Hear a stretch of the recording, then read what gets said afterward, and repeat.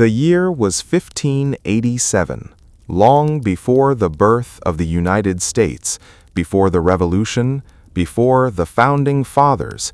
There was a small colony on the edge of an untamed continent, a colony that vanished without a trace. No bodies, no battle, just a single word carved into a wooden post: CROATOAN. This is the story of Roanoke, the first English colony in the New World, and how it became America's oldest unsolved mystery. In late 16th century England, Queen Elizabeth I ruled a kingdom eager to expand. Across the sea, Spain amassed treasure from the Americas. Gold, silver, and spices poured into Spanish coffers, while England longed for a share. One man, Sir Walter Raleigh, dreamed of a permanent English colony in the New World. It was not just for riches, it was about challenging Spain, spreading English influence, and claiming a piece of the untamed continent. In 1584, Raleigh received a royal charter from Queen Elizabeth, allowing him to explore and claim lands in North America. In 1585, the first English colony was established on Roanoke Island. Led by Sir Richard Grenville and Ralph Lane, it was primarily a military outpost. 107 men arrived, hoping to secure the land for England. But the settlers faced immediate challenges. They were not farmers. They relied heavily on local tribes for food. Misunderstandings and aggressive behavior led to clashes with natives, while disease and starvation plagued the small colony.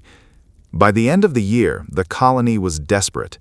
When Sir Francis Drake arrived in 1586, he offered the settlers passage back to England. Most accepted, leaving the fort abandoned. Raleigh refused to give up. In 1587, he organized a second expedition, this time bringing men, women, and children. About 115 settlers arrived, including John White, an experienced navigator and artist, his daughter Eleanor Dare, and his granddaughter Virginia Dare. They intended to settle further north, but due to pilot Simon Fernandez's refusal, they remained on Roanoke Island. They rebuilt the fort, planted crops, and tried to establish a stable community. On August 18, 1587, Eleanor Dare gave birth to Virginia Dare, the first English child born in the New World. Her birth symbolized hope for the colony, a sign that England's presence in America might endure. Yet trouble loomed. Food was scarce, relations with natives were tense, and the settlers desperately needed supplies. John White sailed back to England to fetch provisions, promising to return quickly.